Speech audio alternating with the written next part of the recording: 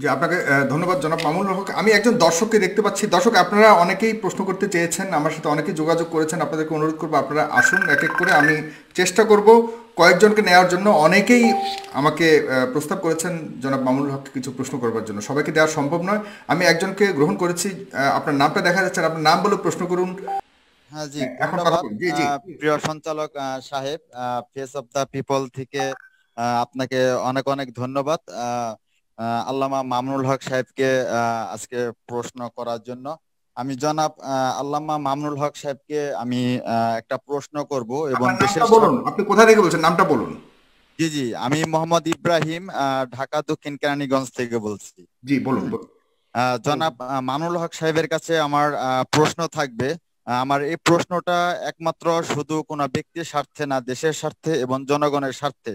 আমরা অতীতে অনেক কিছু আমরা দেখেছি যে বাংলাদেশে সাম্প্রতিক আপনার যে ভাস্কর্য যে ইস্যু নিয়ে যে ক্ষমতাসীন দলের যে বাংলাদেশে ওলামা কেরামের সাথে যে ধরনের একটা বিড়ম্বনা তৈরি হয়েছে এবং তাদের বিরুদ্ধে কোনো কথাবার্তা বললে সেটা জামাতে ট্র্যাক লাগানো হয়।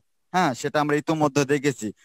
আমরা যদি পূর্বের দিকে যদি যাই, 2019 সালে জনাব মিজানুর রহমান আল আজহারি সাহেব আম, তিনি যখন দেশ ত্যাগ করেন তখন কিন্তু ক্ষমতাসীন দলের আওয়ামী লীগের কোনো হাত ছিল না।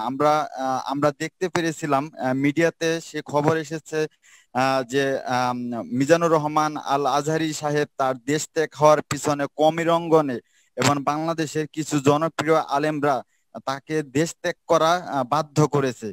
তো আমরা সাম্প্রতিককালে আমরা এটাও দেখেছি এনায়েতুল্লাহ আব্বাসী সাহেবের সাথে যদিও তার ভিন্ন যে মতামত, যে আকিদার সাথে আমাদের ওলামায়ে কেরামের সাথে দ্বিমত থাকলেও কিন্তু উনি আম, ভাস্কর্য ইস্যু নিয়ে এবং আপনার আপনার সারিয়া প্রশ্নটি আমরা বুঝতে পেরেছি মনে হয়। আপনি ধন্যবাদ, আপনি দেখতে এখন থাকুন। আমি হ্যাঁ হ্যাঁ হ্যাঁ হ্যাঁ হ্যাঁ আমি লাস্ট 30 সেকেন্ডে আমি কথাটা বলতেছি। তো আমি মামুনুল হক সাহেবকে বলবো, মিজানুর রহমান আজহারি সাহেব এখন মালয়েশিয়াতে আছেন।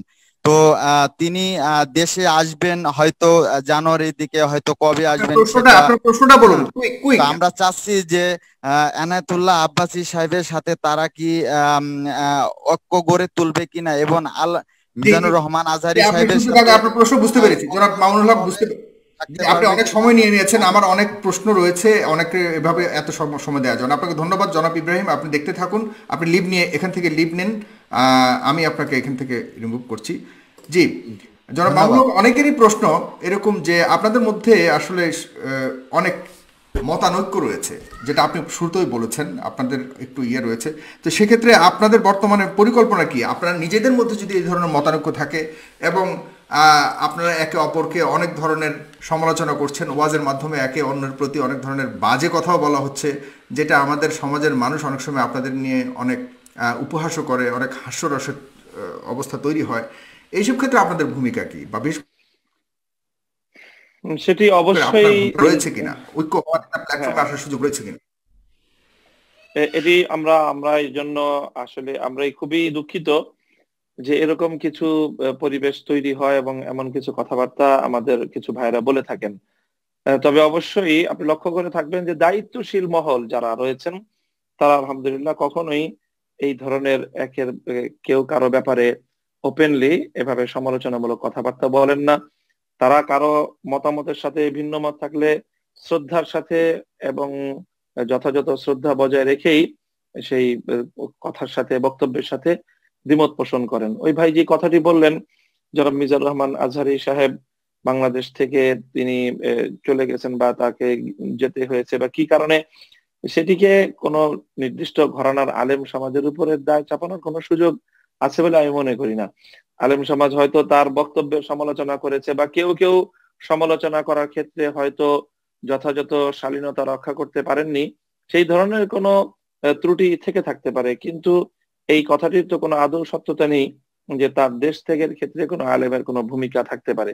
দেশ ত্যাগ তিনি আরো আদৌ করেছেন না তিনি স্বেচ্ছায় তার লেখাপড়া এবং তার যে স্টাডি কার্যক্রম রয়েছে সেটার জন্য তিনি চলে গেছেন, সেই বিষয়টিও আমাদের সামনে পরিষ্কার না। সেটি একা মানে একান্তই আজহারি সাহেবের ব্যক্তিগত ব্যাপার এবং সেটা রাষ্ট্র এবং সরকার বলতে পারবে। আমাদের সাথে এই বিষয়ের কোনো সংশ্লিষ্টতা নেই। বাকি সাগর ভাই, আপনি যেই প্রশ্ন করলেন যে আমাদের মধ্যে ঐক্যের কোনো সম্ভাবনা, তো আমি বলবো অবশ্যই। আলহামদুলিল্লাহ, আমরা সেই ধরনের ব্রড মাইন্ডেড মানুষ, আমরা সেই ধরনের উদার চিন্তা নিয়েই কাজ করছি।